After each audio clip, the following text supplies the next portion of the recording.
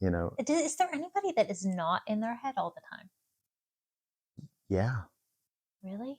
Yes. Oh, okay.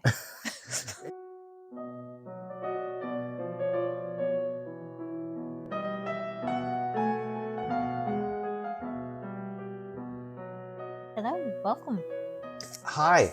Welcome. We are calling this YouTube channel Weatherford Daze. No reason whatsoever. It's our last name. There you go.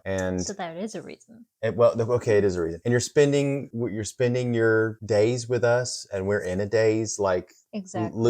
loopy. I didn't really ask you why. I didn't really ask you why you named it that. Because a lot of times I feel like I'm walking around in a daze. So it was a good guess. Yeah, that's Okay. exactly Okay. why. Honestly, this why we're doing this. It was your idea. I had done some podcasting with my son about some other subject matter, some nerdy stuff. My wife goes, "Okay, hey, I want to do that too. I watch a lot of." Why am I putting words in your mouth? You say Well, it's more just that I'm we mansplaining. have a lot of conversations. We tend to have conversations, you and me, at night after the kids are settled in for the night. And I thought, hey, wouldn't it be fun to record those and see if anybody else enjoys listening to us as much as we enjoy Enjoy hearing listening ourselves talk. to ourselves? I guess there's a little bit of what is that, narcissism for anybody that just likes to record themselves. Anyone that doesn't get on YouTube and doesn't have like a tiny bit of narcissism, I don't know how they were able to. What was the whole thing? It is nobody can be a politician unless they have somewhat of an ego. There's no egoless, humble politician because you have to put yourself out there, making no equality between that and what we're doing. We haven't even said. We said what our last name is. My name is Jason. I'm Rachel. We're the Weatherfords. And yeah, we Hi. did want to this is our first episode.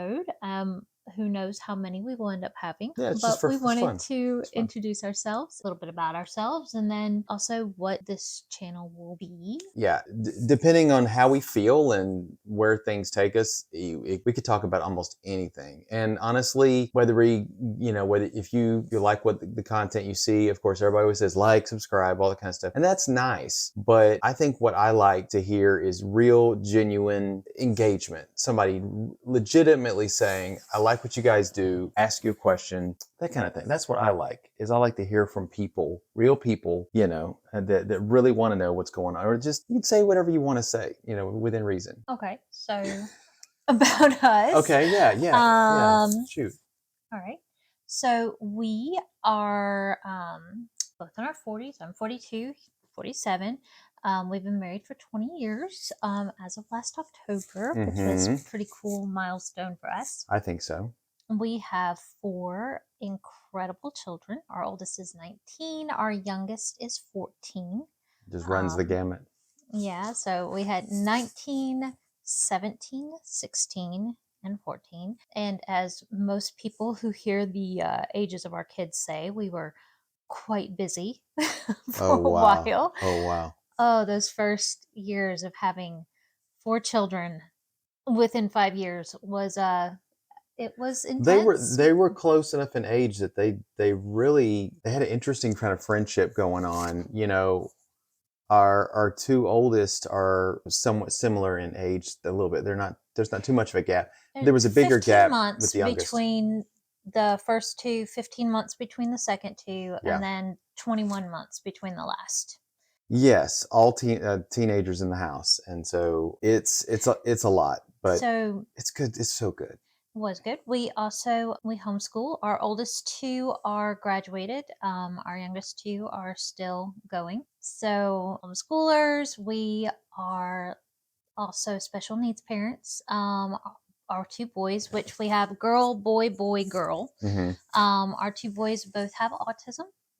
Our oldest is very high functioning, our oldest boy, and then our youngest boy is quite severe on the spectrum. He's got some challenging delays. Yeah, Yeah, there's some good ways to put it. Developmental delays is a good way to put it. he's classified as nonverbal. He has some speech, but still requires quite constant care. So that is, I am a full time stay at home caretaker for him, and also quite privileged to be able to homeschool as well while I do that. So That's something that Rachel told me that she really wanted. You can come at it from your point of view, but you had said that it was your dream Mhm. to educate your kids from home because you were. I was public schooled, unfortunately. I would have liked to had it the other way. I think I would have really flourished in a homeschool. Oh my goodness, I would have. Knowing what some of the freedoms you guys have, Mhm. I would have really flourished in that because and I mean the only bullying I would have gotten would be from my brother.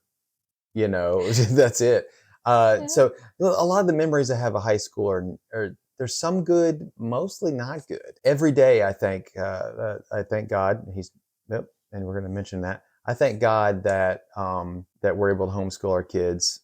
We are in a country that allows that, in a state that allows that and supports it to, hey, Mhm. cross fingers. But whatever. That's something we do. It has allowed our kids to graduate faster than if they were in public school. Would you? Yeah. Yeah, two Um, of them. Yeah.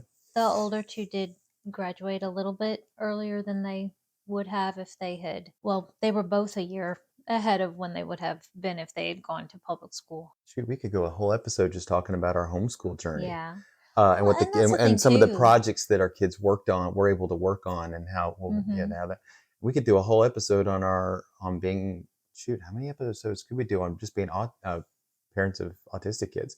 Yeah, there's a So lot it's to go it's there. it's very Or hard to even save just those little the nuggets for, like, we're not trying to string you along. We're just I think that a little interesting tidbit here, just at the introduction, is kind of that we didn't know whether we would be able to homeschool Ethan. He's our one with the severe autism. I had always wanted to homeschool, but when we got his diagnosis, which was a little bit before his third birthday, kind of thought that that might not be possible for him anymore, that we would need the school system and all of the supports that they had there.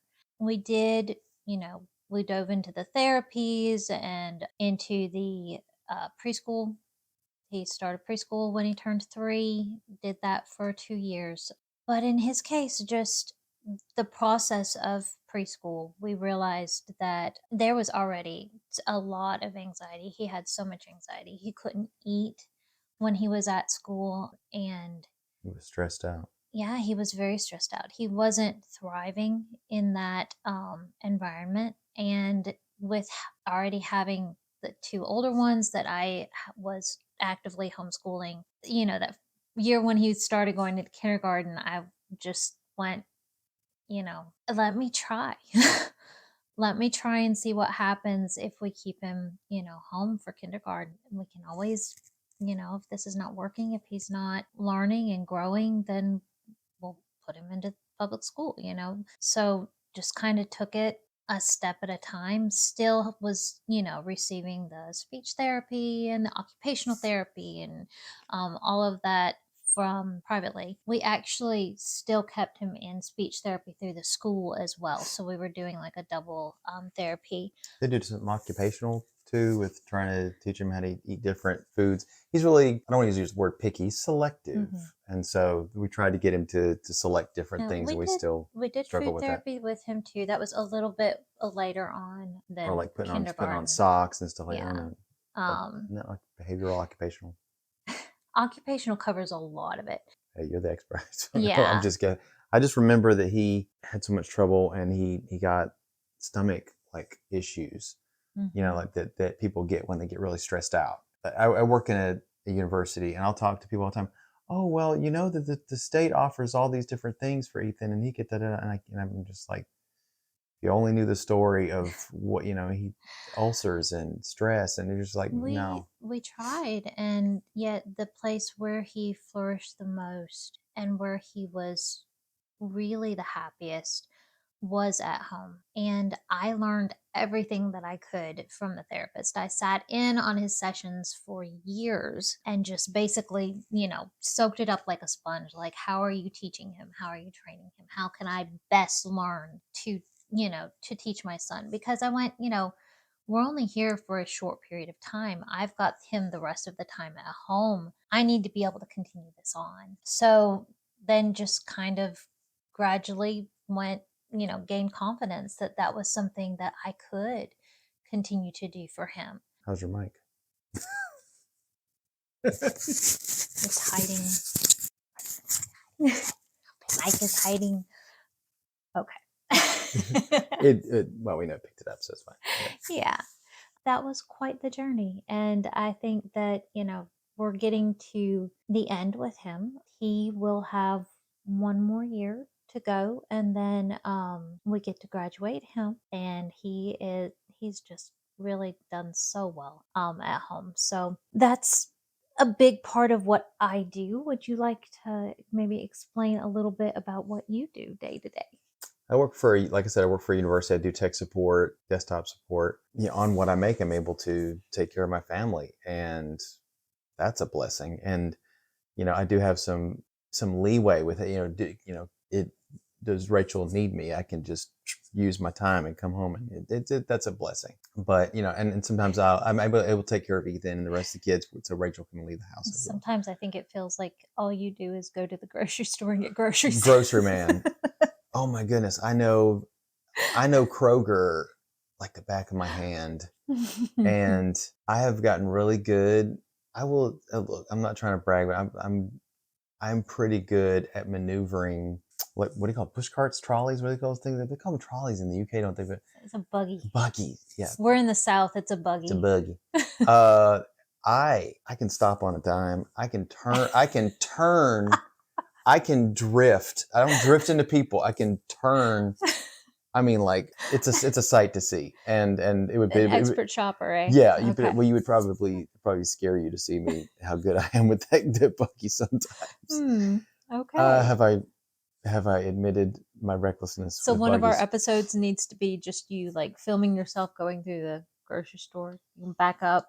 What an It's too- excellent shopper you are. For me, I won't say for you, but for me, I hope that this is a place where people can be real, and they can just, that we can be real with each other to an extent, and just be in a place of just a breath of fresh air, a place you can just kind of exhale. But after holding your breath all week long with all the stuff going on, right, wrong, it just craziness, that you can just kind of and that's kind of what I hope that what this can be, and So, you can kind of laugh at yourself. well, another aspect which you said we would get to later, Okay. is I that hope so. we are Christians, and we want that to be a major part of our channel because that's a major part of who we are. It's who we are. So we are going to approach everything from every topic that we discuss from a Christian worldview. Hopefully we find people that resonates with, some viewers. Then the other thing, we're nerds. Go figure. Yeah, you're yeah. They're gonna, and even if they did, they're gonna figure that after we give some of our picks and choices and things that we have recently looked into that we like. I don't know about you. I don't know about Rachel, but You don't know about me. no, I mean.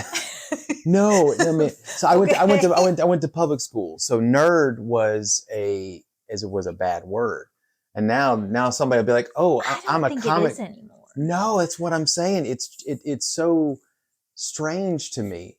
I mean, okay, back when I was in high school, we would, for those that don't know, if you watch the show Stranger Things, there's young people that would get, young kids, teenagers, whatever, they would get in their basement and play D&D, and they're like, people would roll their eyes and go, "Oh, those kind of people." And now there's people playing Dungeons and Dragons on the internet that make millions. The nerds are the cool kids. That's just and now the nerds are now doing the gatekeeping and going, "Well, I don't think you're a real nerd," and they're like they're having this street cred kind of battle. Who's the real nerd? And I'm like, it's opposite day, and I'm here for it. I think it's fine. I think it's fine. And back when I was in high school, they used to say dork, but now you have adorkable as a phrase. I think I'm not adorkable, and then you've used that term before, and I just kind of go, all right, okay. So That's one of the things though that we wanted to with this, we wanted to be able to talk about our lives. We wanted to be able to talk about God, about just the day to day of homeschooling and autism. But I think the biggest thing is that we both love to read. We both love, well, you love movies more than I love movies. I I think I have like books more than he likes well, books. no, I like hey, I do like them. Okay, Am I throwing you under the bus there? no, Okay, all right. So we I both love books. However, I spend more time in books. yes, I have ADD and I have to force myself to read what's on the page and not go zip off to something else. It is a struggle for me, but what I do, I get a lot from what I do read. Well, that's one of the things we want to do with this is we want to discuss books, not like book reviews, but more taking books and movies and media and talking about things, themes that we pull from those, how they relate to life, that type of thing. Which honestly, I don't think I've ever heard another channel do. I'm sure there probably is. There's nothing new under the sun, right? I have seen some. Okay. Well, okay. So when me and William did our thing, his whole thing was why when there's so many different channels that do the particular thing that me and William chose to William is do. our oldest son. William, yeah, that we chose to do, and I thought about it. And I said, well, if someone thinks that way, they'll never do anything because there are billions of channel or millions of channels. So you just have to think there's no other channel out there that has me and that has you, That's true. and we have to think that our I think I personalities and was yeah, taking it more from the perspective of because I haven't really seen other people do this, I don't know exactly how to do it. So we're going to have to figure out how we're doing what that we're may wanting be a to do. good thing for you because when I've seen so many that I have to get out of my own head in what I've seen in Mm. order to be that. And so if you kind of go, well, I haven't seen a lot of those, then it might actually cause you not to be in your own head about this. And so that's a point for you. I'm in my head all the Well, time. that's a point for Rachel because, Is there anybody that is not in their head all the time? yeah, Really? yes. Oh, okay. It does exist. This magical mental Wizard of Oz land. It does exist. Where else are you going to be if you're not in your head? No, Where else do we exist? no. What I I meant have to be is in my to head. I to can't be in your head. no. When they say be present in the moment, like if you're too in your own thoughts and you're just thinking about every little thing and puzzling over it, it can create That's a level of inaction. being the most present is being in my head. Am I just deliberately misreading that? No, I don't know. I don't know what we're I do doing right what now. I see as being in your own head is can be a detriment, and you're like, but no, that's the This perfect is way the to be. normal. Yeah. Yeah, like another thing, yeah, we've got two kids on the spectrum. There's some spectrumy stuff going on here too. You I might, I don't want to yeah. use the word neurospicy because I heard Leia, our oldest girl, say neurospicy in terms of neurodivergent.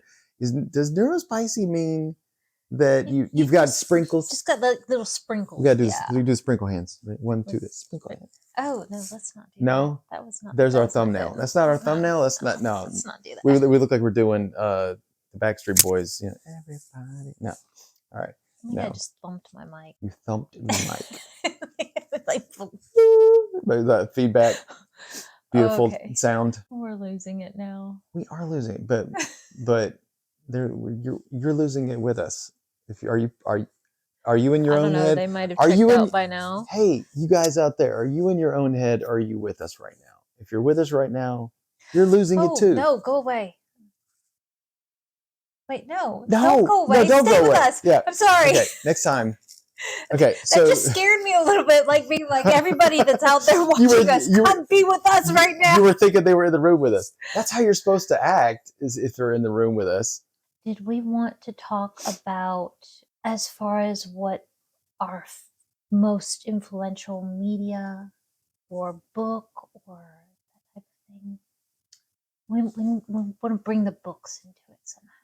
Oh, I think influential books come and go with me. Like sometimes I'll be like that one, no that one.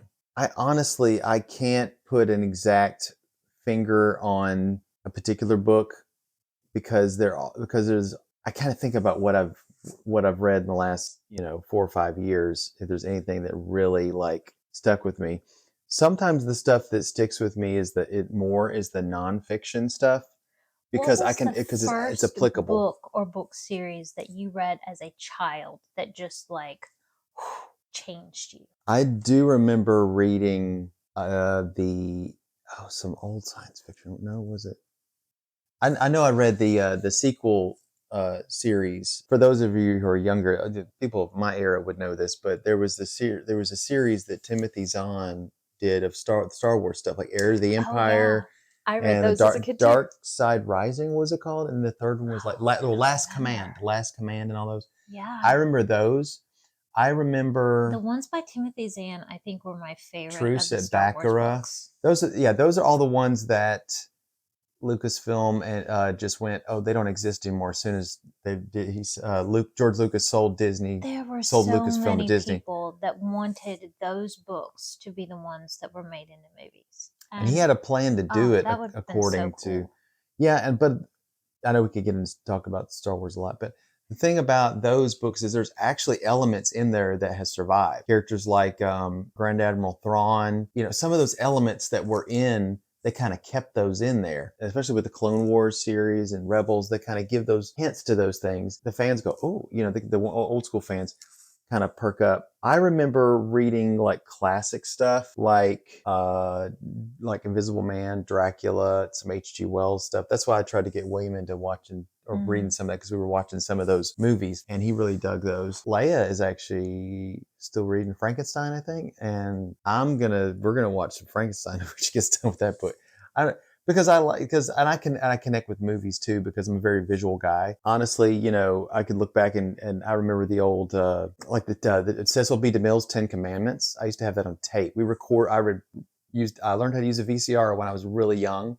I recorded that off of it. They had a thing they would do every so often. They would do movie of the week, and they would just it was real dramatic. They'd do like bum bum bum, and then they would show it. They had commercials and everything, but you had to try to cut those out. But it was must see TV because you didn't have DVR, you didn't have streaming media.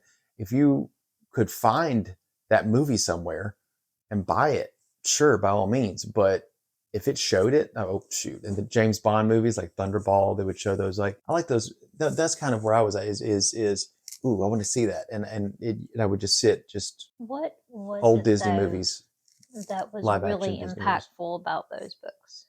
Was it The just that it was taking you to a different world? It's the characters that I grew up watching. Like, of course, I was born the same year that Star Wars came out, but I didn't watch it for until a couple years after it was out. And I think a lot of my love of science fiction came from those movies. My grandmother, she's passed. My grandma, she gave me this book. How do I put this? You know those little paper dolls that you punch out, Yeah. you tear them out. This was Yoda. This was like punch out stuff I wouldn't say for boys, but I'm saying that it would appeal more, I think, to probably a masculine. Yeah. But you got Yoda, and you could build his little Dagobah hut that he lives in. Where he's just where he's making his stew and how do you get so big eating food of this kind? All that kind of stuff. Sounds like it immersed you in a world, kind of like a lot of the kids My today were mom immersed said in Harry Potter. my mom said that, oh yeah, we Yeah. didn't have Harry Potter when I was little, but I would have dug it. I really would have. So my There's mom not a blames lot my of grandma on the starting the Star Wars obsession with me, yeah, but I think there's not a it's lot of books I'm and thankful for that. movies that build an entire world kind of from scratch like that. I Oh, mean, that was a building of a universe. yeah, Star Wars was probably the first one that I know of that Everybody did that. copied off that later, and then of course, Well, okay, yeah, okay, hang on, except for mine, because I okay, would have to say, that and Star Trek that was huge for me. But go ahead. well, I'm sorry. because my thing that was probably the most impactful as a child was Lord of the Lord of Rings, the Rings. obviously. I Yeah. mean, and that's a whole world and universe there too. That like even more so. And that's the thing, like everybody who's gotten into Lord of the Rings and actually read the books and all of the like the Silmarillion and all of that. The Hobbit. The well, yeah, I mean, The Hobbit is like that's The Hobbit's surface level with The Hobbit's the most surface level. It's the easiest one Yeah, to dabble in. right. And then, actually reading through the entire trilogy, not just watching the movies. Yeah. I loved the book series way before the movies were Oh, no, a yeah. glimmer in Peter Jackson's eyes.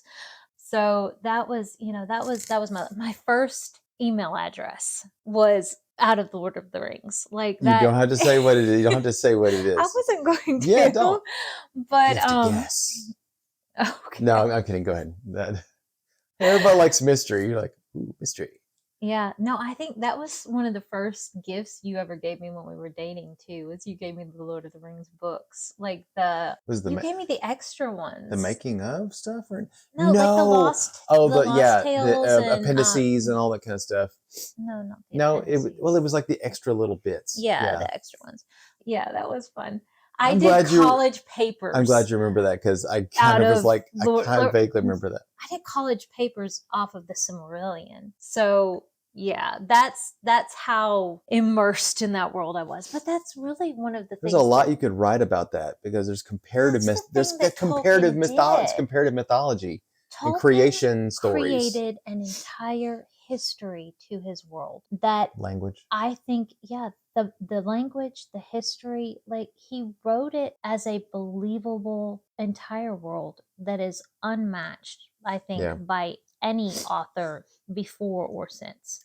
People, a lot of authors get close. I will tell you, a lot of authors get Mhm. close, but they're all just nipping at his heels. They're, if they're playing football, he's the guy that built the stadium. I mean, so I mean, he created the rules. In fact, a lot of authors I find will subvert some elements of their fantasy so that they don't seem Tolkien-esque. Like they'll try to, they're trying because they don't want those comparisons.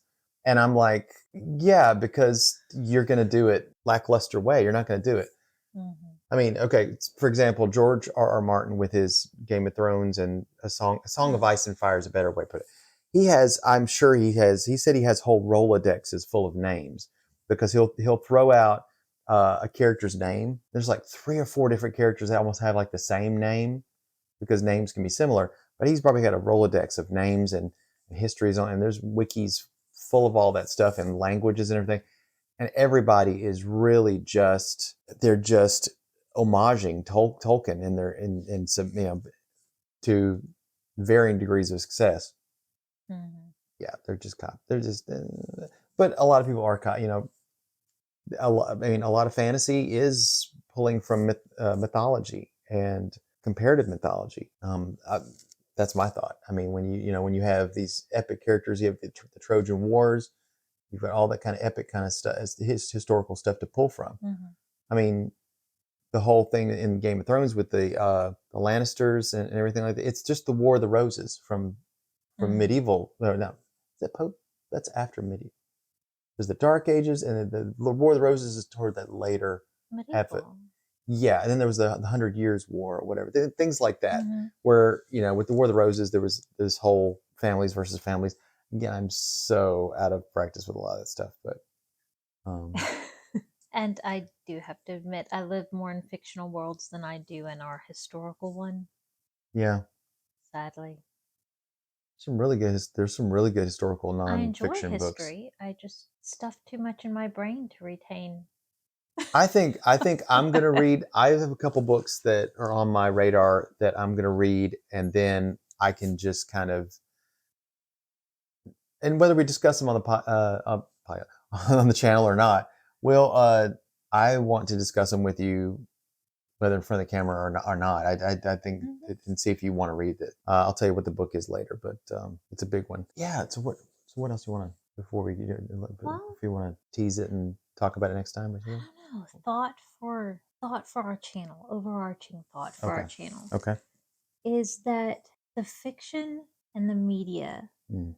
that we consume has such a huge impact on who we are as people.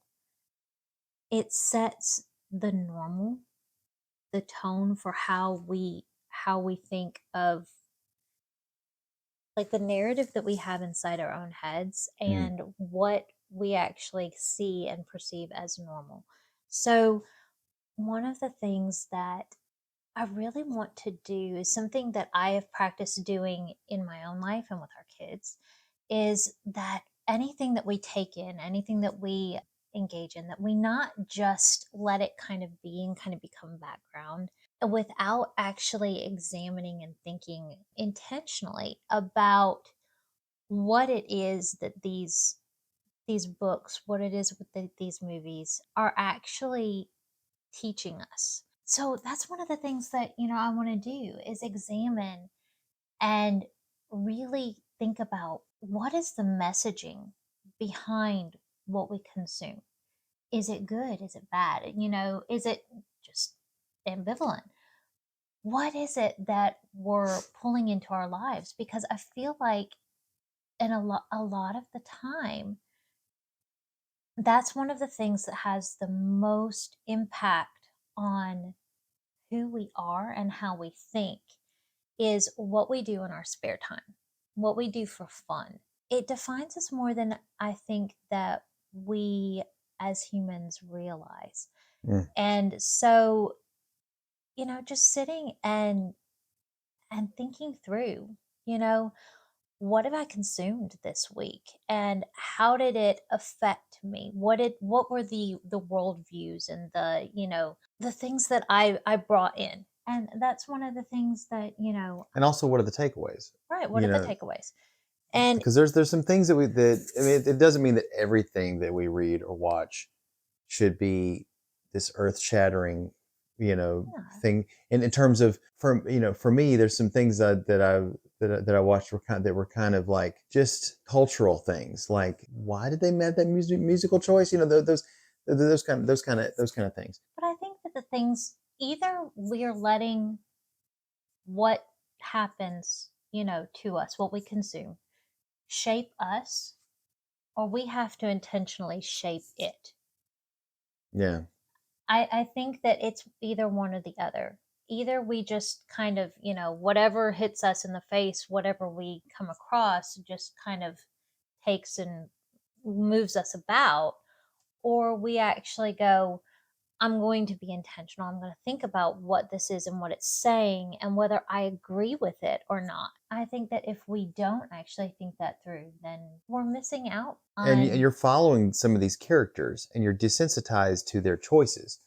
I mean, if most of the characters you're following are coded as the either the ones making good choices, but then they're making choices that don't vibe at all with your life or your morality. Who are the heroes Yeah. that we follow? Well, I consider a hero somebody who's making some really big moral choices, but that's why they stopped using the word hero and they started using protagonist and And antagonist. yet, so many people, Do you think just something was going back lost to when they did that? Tolkien, Yeah. so many people don't consider the hero of Tolkien to be Frodo. They don't consider it to be Gandalf. They consider it to be Sam Gamgee. How many people sit there and go, he was the true hero? He was the only reason that Frodo I made don't it think there can to be one Mount Doom. hero. I That's the thing. I think yes, but I think hero is what you are by the choices you make. There are Hmm. people out there in this world who make heroic choices. They put and I have such respect for people who put their life on the line so someone else and they may not make it home, but someone else is going to make it home for dinner or see their family again or someone they love. And they're going, I'm going to put their life over mine. And to me, that's a hero. I think, and there's the everyday heroes like mothers, but there's or police officer, firefighters, or even soldiers, things like that. That there's a higher calling to that. Many times teachers will put up with a lot of stuff just for that one student, that one spark, that one ember that they can kind of put the bellows on and put some air on that. And what if, what if Mm. they are the ones that change the world or just change their family? And then and this guy over here, he's just throwing paper wads at everybody, So I think there's everyday heroes, but there's the heroes of the books we read. We aspire to do that. That's why everybody. I come from a movie perspective. If you've seen the Lord of the Rings movies, you know what I'm talking about. It's hard for me not to, even as many times as I've seen that scene with Frodo saying, "I'll carry you." I can't carry the ring, but I'll carry you. And That was Sam. my Sorry. that's what I meant. The scene with Frodo is what I meant. Mm. And yeah, the eyes are not dry. Um, those are scenes that get me. Even if I've seen the a bunch of times, those are really effective. And shoot, the director couldn't even keep his eyes when he filmed it. He said his glasses fogged up because he was crying. But no, that's the thing that I really connect with, is somebody who goes, I'm gonna put my life on the line for somebody else, and I'm afraid, but I'm gonna I'm gonna make a choice and go through it anyway. And that's courage. We go, what's courage? I don't know. Being afraid and doing it anyway. And we aspire to do. We aspire to do that. And I don't always do that, but I'd like to. I want to. And that's why those characters out there continue to inspire us to aspire to that heroism. We're gonna call that a wrap for tonight. So next time we're gonna have some further stuff to talk with you about, and we're gonna talk about it and come up with what we want to talk about. How many times did I say talk about? You say talk. I said talk about it. a lot. We'll talk about it. And then we'll talk about it. All right. Well, thank you all for sticking with us. If you did, if you enjoyed this, then like, subscribe, hit that bell, and oh, drop us a comment. Everyone says that. So well, thank you guys. thanks for watching. Bye. Bye.